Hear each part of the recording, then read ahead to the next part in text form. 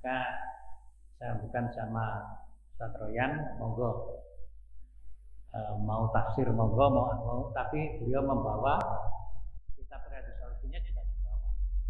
Monggo nanti kami serahkan kepada Ustaz Royan, mau tafsir monggo derek, mau membaca kitab Riyadhus Shalihin ya monggo.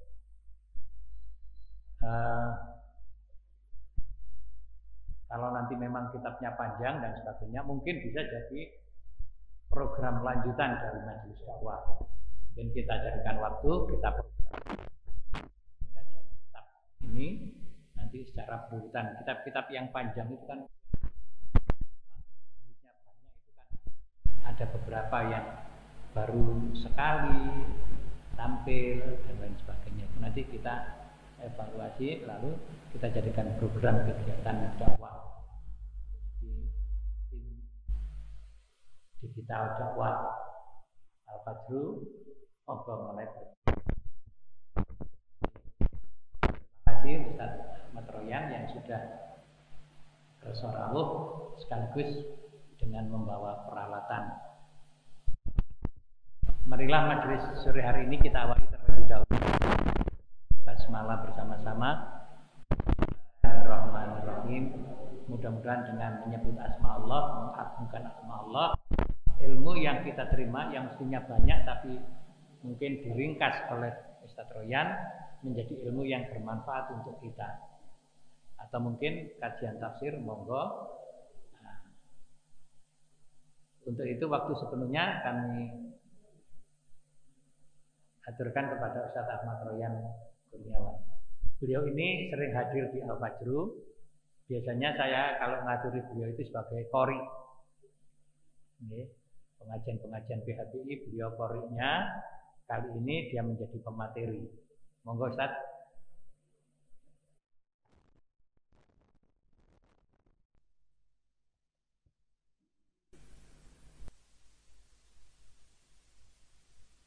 Assalamualaikum warahmatullahi wabarakatuh. Bismillahirrahmanirrahim.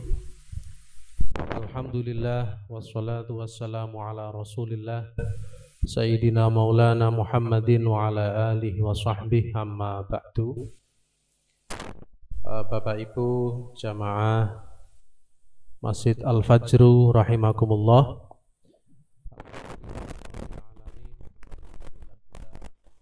Memanjatkan puji syukur kehadirat Allah Subhanahu wa taala atas limpahan karunia maupun rahmat yang telah diberikan untuk kita semua, sehingga pada kesempatan sore hari kita masih dapat bermuajah, berkumpul, bertemu di dalam Masjid Al-Fajru ini dalam rangka thalabul ilmi.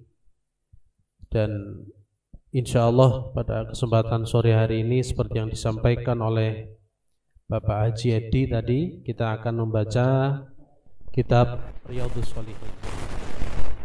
Dan semoga hadir kita pada majelis ini mendapatkan ridha dari Allah Subhanahu wa taala. Salawat serta salam semoga senantiasa tercurahkan kepada junjungan kita Nabiullah Nabi besar Muhammad sallallahu alaihi wasallam yang sangat kita nantikan syafaatnya di yaumil qiyamah. Baiklah jamaah rahimakumullah, dalam kesempatan kali ini kita akan membaca satu bab di dalam kitab Riyadhus Shalihin, yakni bab yang ke-75, Babul Afwi wal A'radi 'anil Jahilin. Bab memberi maaf dan memalingkan diri dari orang-orang yang jahil, orang yang belum. Dan sebelumnya ada satu bab yang bernama Babul Hilmi wal Anati war Rifqi, kebijaksanaan, pelan-pelan dan lemah lembut. Allah Subhanahu wa taala berfirman, Bismillahirrahmanirrahim. وَالْكَاظِمِينَ الْغَيْظَ وَالْعَافِينَ عَنِ النَّاسِ wallahu yuhibbul muhsinin. Allah Subhanahu wa taala berfirman, wal kadhiminal ghaidha, orang-orang yang menahan diri dari amarah. Wa'afina 'anin nas, orang-orang yang mau memberi maaf terhadap manusia, orang lain. Wallahu yuhibbul muhsinin, Allah Subhanahu wa taala cinta dengan orang-orang yang berbuat ihsan. Nah, ayat ini di dalam surah Ali Imran 134.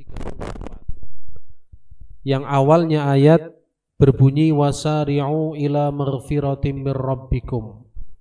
Bergegaslah kalian untuk mencari pengampunan dari Tuhan kalian. Wa jannatin 'arduhas samawati wal ardu, dan mencari surganya Allah yang luasnya surga adalah langit dan bumi. Dalam tafsir dikatakan bukan luasnya tapi lebarnya.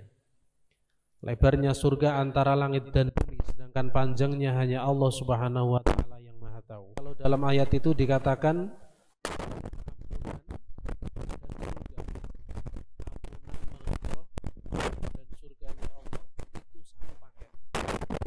jadi ampunan sama surga itu satu paket. Orang yang dapat ampunan Allah berarti dapat surganya Allah. Sebaliknya orang yang dapat surganya Allah pasti dapat ampunannya Allah. Mugi-mugi ingkang rawuh teng mriki sedaya ahli swarga sedaya.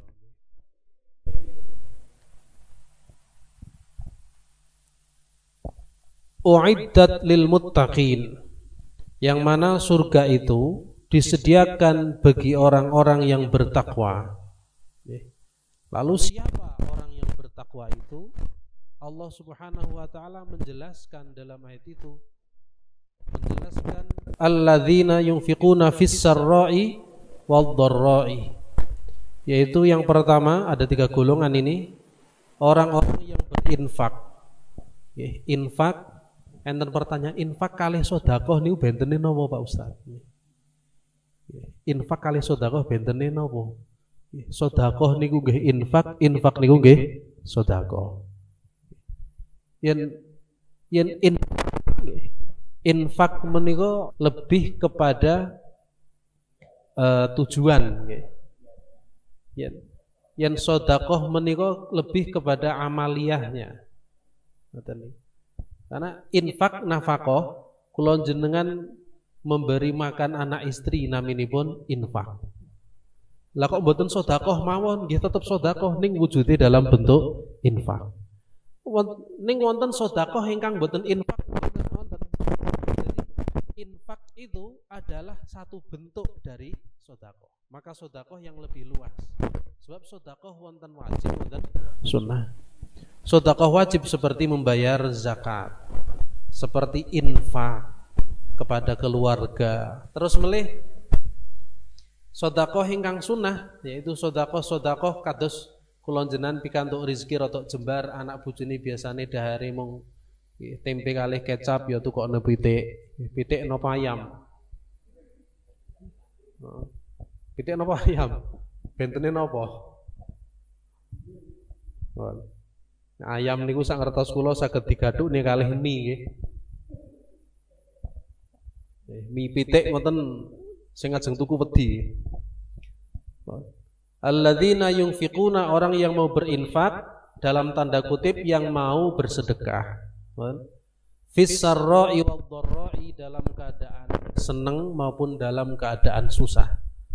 Gadah arta nggih sedekah, mboten gadah arta nggih sedekah. Atine lagi bungah nggih sedekah, lagi sumpek nggih sedekah. Ngoten. Gajine angsal THR ya sedekah, mboten angsal THR nggih tetep sedekah. Niku tandhanipun tiyang bertakwa. Wal kadhiminal ghaidha, tanda orang bertakwa yang nomor 2 adalah yang mampu menyembunyikan amarahnya, iso ndelikke nesune. Terutama poso-poso niku lak kathah wong luwe. Biasane wong luwe niku gampang emosi biasane. Teng Bangjo ngoten, ngarepe orang ndang-ndang mlaku, mriki klaksone nggih dipencet tantin. Wonten melih ya nggih masalah teng Bangjo. Teng Bangjo mriki ajeng belok kiri jalan terus ning dialang-alangi klakson melih. Tapi orang-orang yang bertakwa tidak seperti itu. Mereka mampu al-kadhiminal ghaidh, menyembunyikan amarah. Terus yang pun mampu menyembunyikan amarah wal 'afina 'anil nas, mampu memaafkan orang lain, dan orang-orang seperti ini adalah disebut orang yang berbuat ihsan. Wallahu yuhibbul muhsinin. Allah cinta terhadap orang yang berbuat ihsan. Terus Bapak Ibu, kalau pas kita di Bangjo, kita di tengah-tengah Bangjo, kita kok dipancing emosi, kita harusnya bisa emosi, tapi kita mampu menahan emosi, berarti pada saat itu kita sedang dicintai sama Allah. Dari Allah, wallahu yuhibbul muhsinin. Atau ketika kita bisa marah, kita berhak marah, tapi kita tidak marah, kita mampu menahan amarah, berarti saat itulah kita dicintai Allah. Terus wal 'afina 'anil nas niku sing berat nggih, ning hasilipun nggih berat. Orang yang memaafkan kesalahan orang lain niki sama dengan mengentaskan orang lain dari nerakanya Allah. Niki sedekah terberat niki. Terberat tur ganjaran nggih berat. Karena orang berbuat salah kepada kita, nggih. Ada orang, misal ini ada orang menfitnah kita. Misal naudzubillah ampun ngantos. Ada orang buat fitnah, kita yang difitnah. Orang fitnah kita kan sama dengan dia mendaftarkan diri sama malaikat, aku daftar mlebu neraka, seperti itu nggih. Orang maksiat itu sama dengan mendaftarkan diri masuk neraka. Terus suatu saat dia pas Idul Fitri, kebetulan insya Allah kalau tidak besok Kamis Idul Fitri. Pas Idul Fitri orang ini datang ke rumah kita. Terus dia minta maaf. Pak Haji, mohon maaf Pak Haji, kula tobat Pak Haji. Nama baik panjenengan itu pernah saya cemarkan, ya. Saya pernah buat fitnah yang seperti ini kepada panjenengan Pak Haji, mohon dimaafkan Pak Haji. Ini bulan Idul Fitri, ini hari raya Idul Fitri Pak Haji. Masya Allah ghafurur rahim, jenengan kok mboten rahim. Iso dalil barang itu. Akhirnya kita maafkan. Dengan kita memaafkan berarti dosanya dia yang harusnya masuk neraka dihapus sama Allah. Dia sekarang bebas dari neraka, masuk ke dalam surga. Terus mulya saestu menawi kula jenengan dados piyantun ingkang pemaaf. Orang yang bersalah, orang yang berbuat salah tidak harus dibalas dengan kesalahan, tapi balaslah dengan perbuatan ihsan. Balaslah dengan perbuatan maaf. Maka itulah Imam Nawawi di dalam kitabnya, ya, dalam Riyadhus Shalihin sampai ngarang bab yang disebut babul hilmi wal anati war rifqi, bab tentang kebijaksanaan, bab tentang pelan-pelan dalam melangkah, dan bab tentang ar-rifqi, rasa kasih sayang. Dan pertama kali untuk sebelum beliau mengatakan menulis sebuah hadis, yang beliau tulis adalah ayat surah Ali Imran 134, wal 'afina 'anil nas. Muga-muga kula jenengan dados tiyang ingkang pemaaf nggih. Menawi kita pemaaf, insyaallah dosane kita dimaafke dening Allah Subhanahu wa taala. Ning aweh maaf niku nggih mboten gampang Bapak Ibu. Mboten gampang aweh maaf niku. Nabi itu orang yang ahli memaafkan. Manusiawi Nabi masih tetap ada. Ning tetap insyaallah kita berdoa semoga kita termasuk golongan ayat wal 'afina 'anil nas, orang yang mampu memaafkan kesalahan orang lain. Yen awak dhewe niku atine ikhlas, kersa paring maaf dateng tiyang sanes, awak dhewe niku uripipun sehat Bapak Ibu. Sehat, atine ikhlas, mboten gampang nesu. Penyakit stroke niku waduh mengki insyaallah. Gitu. Penyakit stroke biasanipun lah menyerang tiang ingkang gadah penyakit napa? Ya hipertensi, darah tinggi. Yen awak dhewe darahe mboten nate tinggi, darahe sedeng mawon, insyaallah mboten kena stroke. Mboten berarti terus kula ngelokne kae stroke itu tukang nesu mboten. Sedaya menika saking Gusti Allah. Nggih. Wal 'afina 'anil nas. Lajeng kita masuk salebetipun hadis nggih di dalam bab al-hilmi wal anati. Bismillahirrahmanirrahim. Wa bisanatil mutasil ilal imam al-hafidh al-faqih Abi Zakaria Muhyiddin Yahya An-Nawawi bin Syaraf. Nafa'anallahu bihi wa bi'ulumi fid dini wad dunya wal akhirah. Amin ya rabbal alamin. Bismillahirrahmanirrahim. Wa 'an Ibnu Abbas radhiyallahu anhuma qala. Hadis diriwayatkan oleh sahabat Abdullah bin Abbas radhiyallahu anhuma. Sahabat Abdullah bin Abbas itu Bapak Ibu adalah sahabat yang terkenal dengan ahli tafsirnya para sahabat. Jadi ahli tafsirnya para sahabat adalah Ibnu Abbas. Sampai-sampai beliau ngarang tafsir, sampai sekarang kita kenal dengan tafsir Ibnu Abbas. Namanya Abdullah. Dan sahabat Abdullah itu pada zaman Nabi kuatah sangat asmanipun Abdullah. Dan dari situlah Imam Ibnu Hajar Al-Asqalani berpendapat bahwasanya nama sebaik-baik nama itu adalah Abdullah. Itu sebaik-baik nama nomor 1 niku Abdullah. Yen bareng Abdullah bareng ngoten nama Allah diganti dengan nama-nama Allah yang lain. Asmaul Husna, Abdul Rahim, Abdul Haq, Abdul Rahman, Abdul Latif, Abdul Rauf. Pokoknya ngajenge ngangge Abdul. Abdul niku artinya napa? Hamba. Hambanya Allah. Hambanya Allah yang Maha Rahim dan seterusnya. Nah, sahabat Abdullah menika kathah sangat zamanipun Kanjeng Nabi. Tetapi yang paling terkenal ada 2 sahabat Abdullah, yaitu Abdullah bin Abbas dan Abdullah bin Umar. Abdullah bin Abbas adalah orang yang ahli tafsir, ahli takwil. Bahkan dalam usia belasan tahun beliau sudah mampu menafsirkan ayat idza jaa nasrullahi wal fath. Menika Abdullah bin Abbas. Menika Abdullah bin Umar menika terkenal dengan ilmu hadisnya. Ahli hadis. Bahkan beliau salah satu di antara 10 sahabat terbanyak penghafal hadis. Niku sahabat Abdullah bin Umar, dan beliau terkenal dengan kekayaan maupun kedermawananipun. Sahabat Abdullah bin Umar menika semasa hidupnya pernah bersedekah, Bapak Ibu. Sedekah mboten patoso kathah, mung sedekah berupa emas seberat badannya sendiri. Kathah napa mboten niku? Dengan niat napa? Untuk memerdekakan dirinya dari neraka. Untuk memerdekakan dirinya yang beratnya sama dengan emas itu dimerdekakan dari neraka. Nah itu. Awak dhewe aja nyuntung berat Bapak Ibu.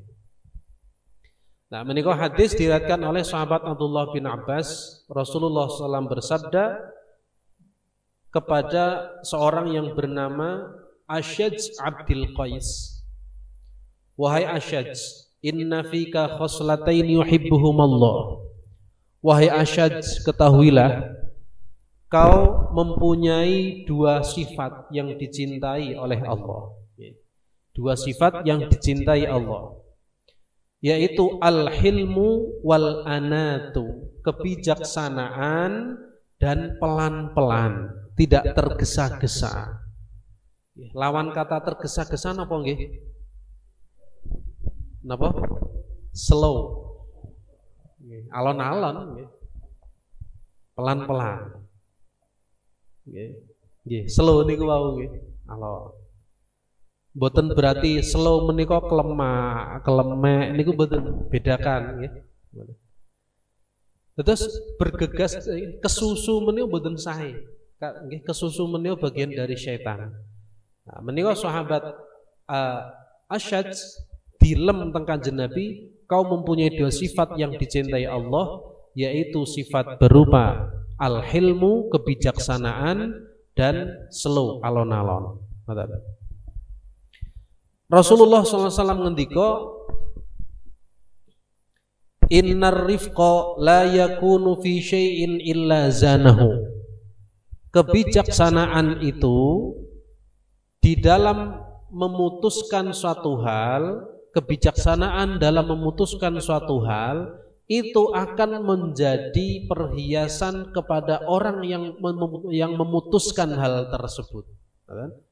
Wala yunza'u min syai'in illa syanahu, dan tidak mungkin dan tidak ada suatu perkara pun yang dicabut dari benda lain kecuali pasti benda itu pun akan berkurang. Maksudipun ngaten Bapak Ibu. Zaman Kanjeng Nabi, Islam itu sangat hebat, Islam sangat luas, Islam sangat berpengaruh ketika Rasulullah SAW tesih sugeng. Tapi ketika Rasulullah sampun sedo, keluasan Islam berkurang. Walaupun alhamdulillah sekarang Islam sudah menjadi 3/4 dari dunia, mungkin lebih. Tapi orang seperti Rasulullah pun boten wonten. Orang seperti Rasulullah pun boten wonten. Nah, kebijaksanaan seperti kebijaksanaan Rasulullah nggih sampun boten wonten. Akan tetapi ilmu Rasulullah tersebar luas. Nah, artinya semisal di dalam satu wadah, satu yayasan, satu kepengurusan, satu organisasi, ada seorang figur yang punya sifat kebijaksanaan, maka orang tersebut akan dianggap menjadi organisasi itu sendiri. Al-Fajru, roh dari Al-Fajru niki semisal sinten nggih kawula kirang paham nyun pangapunten. Si A atau si B, roh dari Al-Fajru. Orang melihat beliau ini adalah Al-Fajru, orang melihat Al-Fajru mesti langsung ingat sama beliau.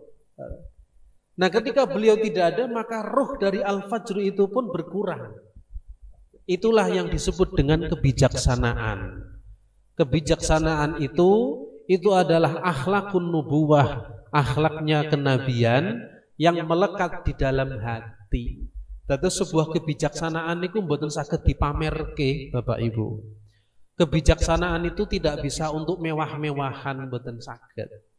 Sebuah kebijaksanaan itu adalah sebuah khususiyah pada diri seseorang yang dicintai oleh Allah Subhanahu wa taala. Bijaksana dalam hal rumah tangga, bijaksana dalam mengajar, bijaksana dalam ngurusi majelis, bijaksana dalam segala hal. Termasuk kebijaksanaan di pertengahan jalan niku wau. Termasuk awak dia jeng belok kiri teng pas bangjo, enten sing ngadang-adangi nggih pun mboten napa-napa. Paling suwe mung baca pinten menit, 2 menit tong nggih. Kita masuk ke dalam bab selanjutnya, babul afwi wal a'radi 'anil jahilin, memberi maaf. Bab memaafkan. Dan tidak usah ngurusi orang-orang yang belum paham, yang tidak mau memaafkan malah mengajak permusuhan.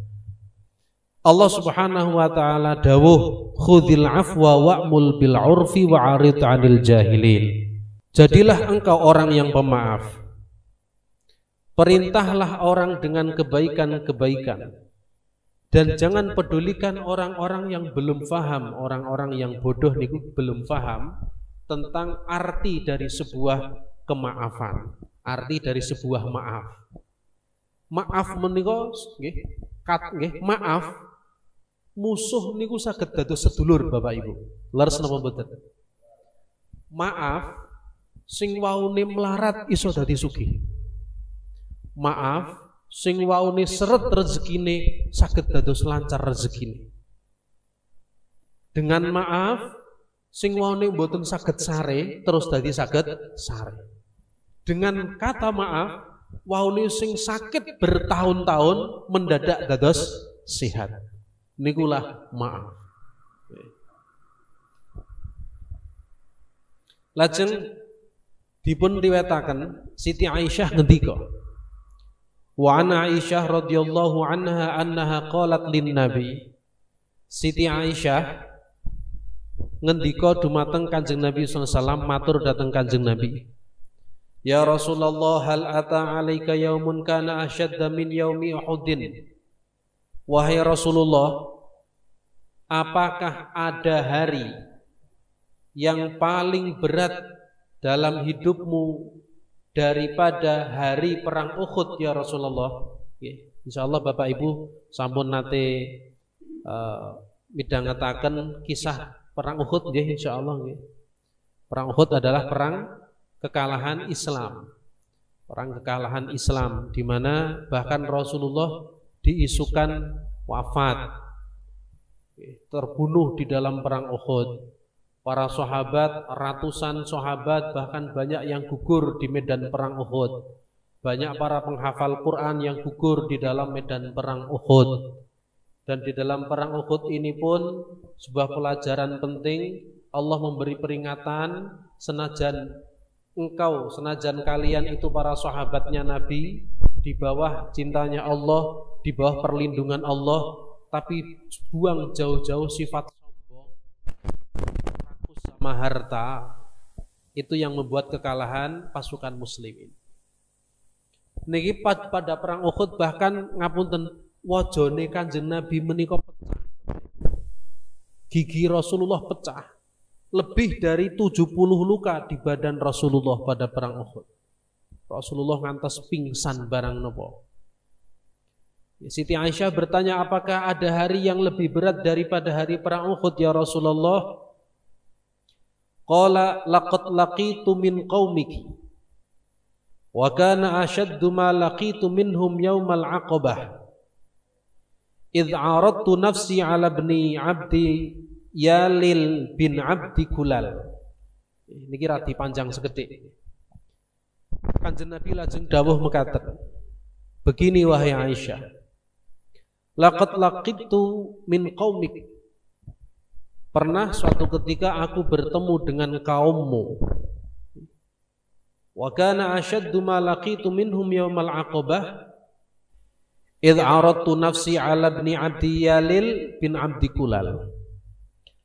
Di sana, di tempat yang bernama Aqabah, aku bertemu dengan putra dari Abdu Yalil. Yalil niku piyantun kakung. Abdu Yalil bin Abdi Kulal. Falam yujibni ila ma aradtu. Aku punya keinginan, dia tidak mengabulkan keinginanku. Fantolaktu wa ana mahmumun ala wajhi. Maka aku kembali. Aku merasakan raut wajahku masam. Kanjeng Nabi rodok cemberut, gelo, Kanjeng Nabi gelo. Falam astafik illa wa ana biqarnit ta'aqib. Maka sepertinya aku tidak ingin memaafkannya. Seperti aku tidak ingin memaafkannya. Koyokan Kanjeng Nabi mentok, jengkel Kanjeng Nabi. Farafa'tu ra'si fa idzan ana bi sahabatin qad adhallatni fa nadhartu fa idza fiha Jibril alaihi salam. Kemudian aku mengangkat kepalaku yang tiba-tiba di atas kepalaku ada sebuah mega, mendung yang menaungiku. Tiba-tiba ada mendung yang menaungiku. Padahal teng Mekah Madinah niku lak ngene panas. Fa nadhartu, ketika aku menatap ke arah mendung tersebut, fa idzan fiha Jibril alaihi salam, ternyata malaikat Jibril turun kepadaku. Dirawi malaikat Jibril. Kanjeng Nabi menika yen pun dirawi malaikat Jibril niku ayem sangat Bapak Ibu. Adem atine Kanjeng Nabi. Fanadani, kemudian malaikat Jibril berkata kepadaku, faqala innallaha ta'ala qad sami'a qawla qaumika laka wa ma raddu 'alaika. Ya Rasulullah, Allah Subhanahu wa ta'ala telah mendengarkan perkataan kaummu kepadamu. Mereka tidak mengijabai permintaanmu. Wa qad ba'atha ilaika malakal jibali ta'murahu bima syi'ta fihim. Karena engkau sekarang dalam keadaan murka ya Rasulullah, maka sekarang Allah telah mengutus seorang malaikat yang ditugaskan menunggu gunung, ya. Malaikat yang penjaga gunung diutus oleh Allah untuk memenuhi permintaanmu. Wah. Dadi malaikat sing jaga gunung niki teng Gusti Allah didhawuhi ken nderek kalih Kanjeng Nabi. Malaikat itu suku Abdiyalil, engkau bunuh mereka dengan gunung. Ngoten niku nggih, sami'na wa ata'na, siap komandan, langsung ning Kanjeng Nabi mboten. Apa yang dikatakan oleh Nabi? Fanadani malakul jibal, maka benar malaikat penjaga gunung mendatangiku, kata Nabi. Wasallama alayya thumma qol, lalu ia mengucapkan salam kepadaku, assalamu alayka Rasulullah. Waalaikumsalam. Ya Muhammad, innallaha qad sami'a qawla qaumika lak. Wahai Nabi Muhammad, sesungguhnya Allah telah mendengarkan perkataan kaummu yang menyakiti hatimu itu, wahai Muhammad.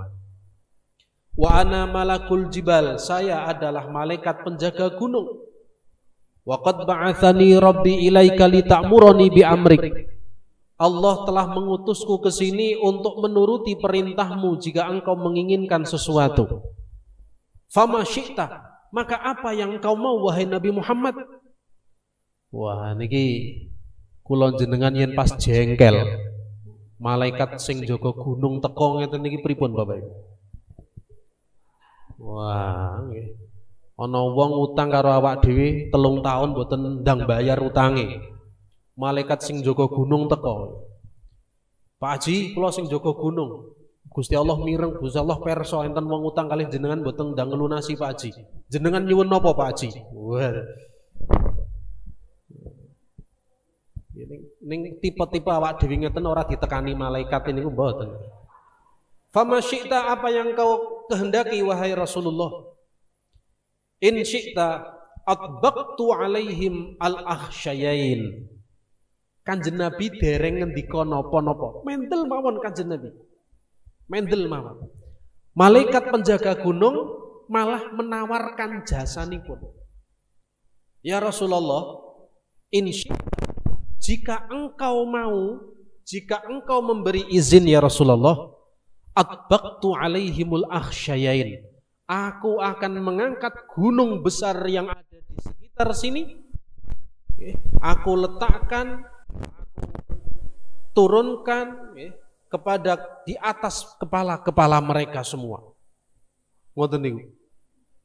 Apa yang dikatakan oleh Nabi? Nabi faqala Nabi sallallahu alaihi wasallam bersabda, bal arju ayyukhrijallahu min aslabihim man ya'budullaha wahdah la yusyriku bihi syai'a. Tidak wahai malaikat gunung, aku hanya ingin minta sesuatu. Allah Subhanahu wa taala melahirkan dari punggung-punggung mereka. Allah melahirkan, menciptakan keturunan-keturunan mereka orang-orang yang menyembah kepada Allah wahdah dan tidak menyekutukan Allah sedikit pun. Subhanallah. Kanjeng Nabi ngoten. Kanjeng Nabi dilarani, mboten bales larani. Kanjeng Nabi digawe jengkel, mboten bales jengkel. Niki malaikat jengkel, sing jengkel niku malaikat Bapak Ibu. Kanjeng Nabi mboten jengkel. Masya Allah. Pemaaf niku Kanjeng Nabi. Muga-muga kula jenengan pemaaf sedaya nggih. Umpami Kanjeng Nabi mboten pemaaf. Umpami Kanjeng Nabi mengijabahi permintaan malaikat gunung, niku umpami dongane malaikat gunung niki Kanjeng Nabi, ya wis kono patenono. Blekno gunung iku mau. Telas. Islam mboten kados sak yaketen. Peristiwa Taif. Kanjeng Nabi bersama Zaid bin Harithah. Wonten Taif Kanjeng Nabi hijrah dengan tujuan untuk bisa disambut di Taif. Tetapi alhasil Kanjeng Nabi teng mriku malah dilokne wong mboten waras, orang gila. Bahkan Kanjeng Nabi dilempari batu sampai berdarah kakinya. Zaid bin Harithah sampai kepalanya berdarah. Malaikat Jibril rawuh beto nggih nggawa kanca malaikat gunung, malaikat Jibal. Kanjeng Nabi jenengan yen kersa pun niki malaikat Jibal, malaikat gunung niki siap midhangetaken panjenengan. Mboten. Saya bukanlah Nabi Nuh, saya bukanlah Nabi Nuh niku ngeten. Nabi Nuh itu dakwah nggih. Dipun paringi usia panjang dening Gusti Allah 300 tahun diangkat menjadi nabi Bapak Ibu. Usia 300 tahun diangkat menjadi nabi. Dakwah selama 300 tahun, berarti usianya pinten? 600 tahun. Akhiripun 300 tahun niku Nabi Nuh dicaci maki. Mereka menghina Nabi Nuh, bahkan menghina Allah Subhanahu wa taala. Nabi Nuh mboten tahan.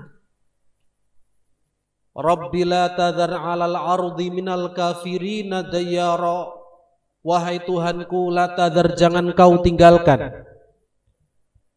La tadhar 'alal ardi, ada di atas muka bumi ini, minal kafirina dayyara, orang-orang kafir yang bertempat tinggal. Jangan kau tinggalkan mereka. Jangan kau kasih tempat tinggal orang-orang kafir ini di muka bumi. Doa Nabi ini, dungane Nabi nggih. Apalagi Nabi Nuh orang yang terzolimi, dijabahi dening Allah. Nabi Nuh kan damel kapal selesai, Allah menurunkan hujan lebat, angin tofan 40 hari 40 malam. Gunung tertinggi pada saat itu pun tenggelam. Orang-orang kafir binasa. Asia, sepertiga benua Asia tenggelam. Bahkan ngantos Afrika bagian utara, menyentuh Eropa bagian barat, termasuk Bekasi pun banjire, akhirnya pun terus gersang.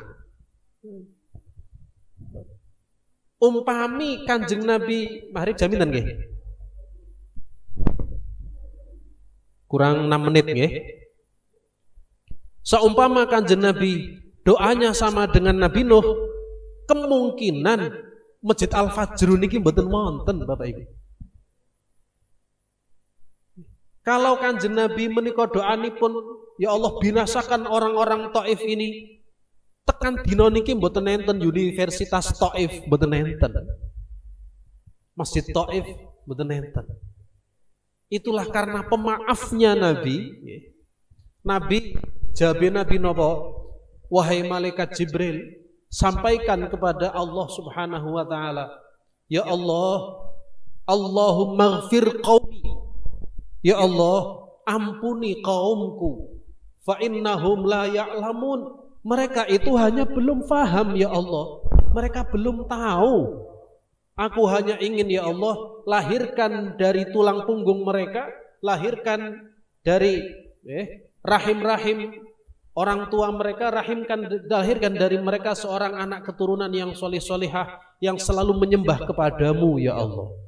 Ngoten menika Bapak Ibu. Jadi umpami Idul Fitri sesuk niku. Idul Fitri sesuk niku lah awak dhewe maaf-maafan nggih. Maaf-maafan. Umpami enten awak dhewe niki jengkel kalih wong. Wonge kula jenengan ajeng paring terlalu berat, mboten ana apa lah. Tetep di ngapura mawon. Mungkin awak dhewe mboten aweh ngapura Bapak Ibu.